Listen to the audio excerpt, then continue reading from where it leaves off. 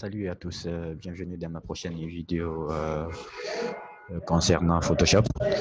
J'ai reçu plein de vos messages, comment utiliser l'outil plume pour enlever l'arrière-plan d'une image, c'est-à-dire le background. Eh bien, vous allez me suivre avec attention et puis voilà, je vais vous montrer comment le faire rapidement. Et surtout, n'oubliez pas de vous abonner, d'aimer ma page YouTube, c'est Sako Mohamed, Mohamed Sako, et puis voilà, vous allez voir ma photo. À présent, si vous avez Photoshop installé dans votre machine, vous n'avez rien à faire. Partez juste voir là où vous avez enregistré votre image. Et puis voilà, vous faites clic droit sur votre image. Vous cherchez ouvrir avec Photoshop. Parfait. Vous avez déjà l'image dans votre Photoshop. Il suffit juste de déverrouiller d'abord l'image. La première des choses à faire quand vous venez dans Photoshop, vous allez trouver que vos calques sont verrouillés. Vous les déverrouillez par défaut. Et puis, vous pouvez faire toutes les modifications que vous voulez maintenant sur l'image. À présent, la question du jour, c'est de savoir comment enlever l'arrière-plan noir là et puis avec du professionnalisme sans vraiment laisser du trace. Donc, que les gens ne sachent qu'il y avait vraiment un fond noir en arrière. Tout ce que vous avez à faire, c'est d'utiliser l'outil plume, l'outil le plus performant pour le faire. Et vous cliquez, vous faites un contour autour de l'image. Voilà.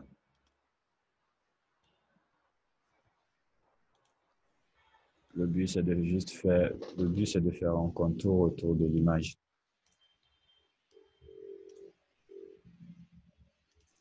Et d'autres m'ont posé la question, comment faire encore pour enlever la queue de notre courbe? Ben voilà, vous venez à l'intersection, vous maintenez Alt, vous cliquez, puis ça va s'enlever.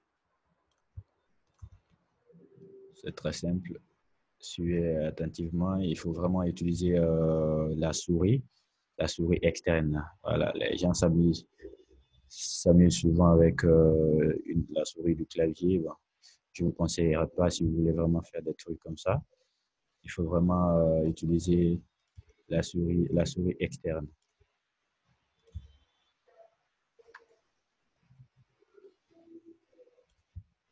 OK.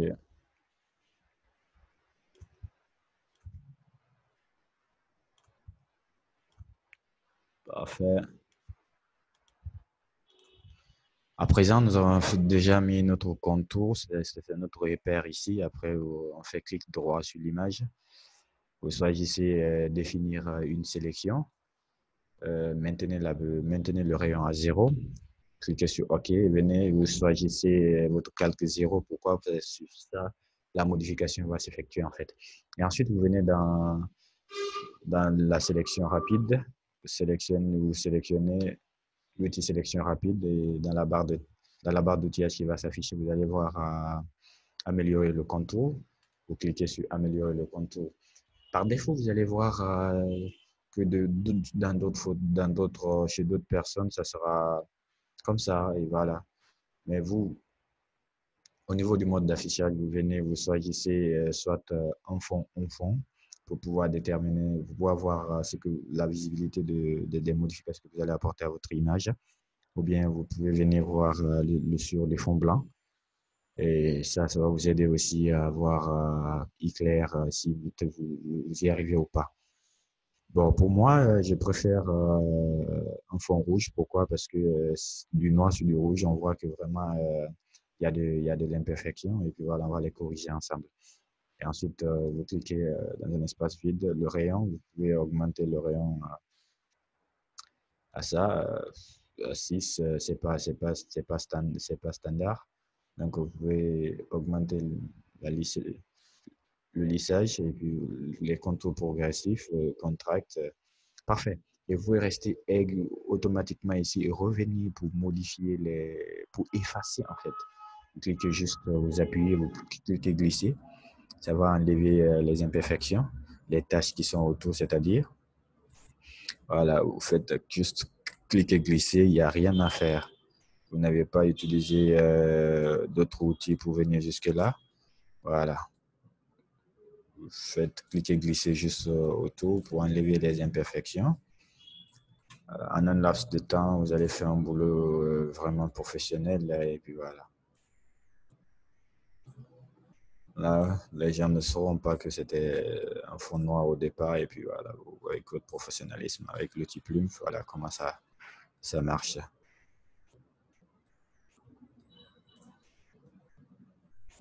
Essayez-le autant de fois que vous voyez l'imperfection autour pour les corriger. Parfait.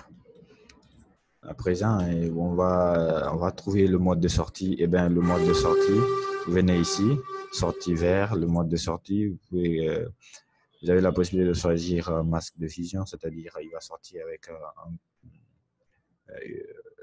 euh, un calque à côté qui va vous permettre de voir votre modification, votre boulot.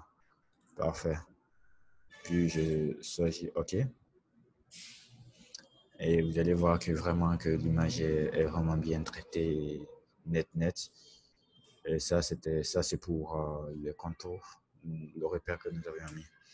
À présent que vous vous rendez compte que toujours on voit qu'il y a un peu de noir ici, vous n'avez rien d'autre à faire, vous pouvez utiliser les outils de sélection pour corriger ça.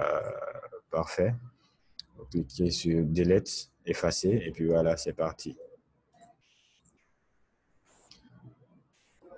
Voici notre image qu'on a retapé. On a retapé. Si vous voulez mettre maintenant sur un nouveau fond, vous faites CTRL N. Et voilà.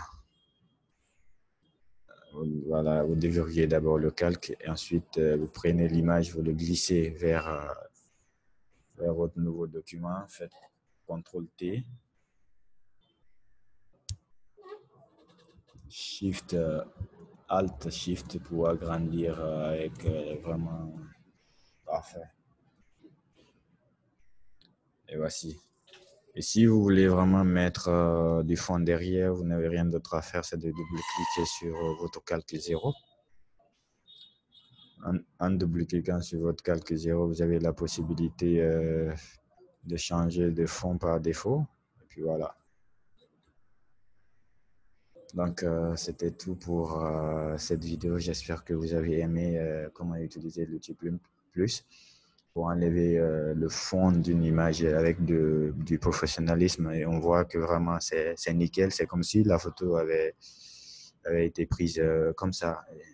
N'oubliez pas de vous abonner sur ma page YouTube. Dans la barre de recherche, mettez simplement Mohamed Sako. Vous aurez droit à ma photo. Voilà. Et il y a d'autres images, il y a d'autres vidéos sur Illustrator, sur Photoshop, bientôt sur Corel, exactement. Et bien entendu, je vous remercie. Et si vous avez des questions à me poser, n'oubliez pas de m'écrire. Il y a mon mail là-bas et puis je vais vous répondre avec des vidéos vraiment spéciales. Portez-vous bien. Ciao, ciao. À bientôt.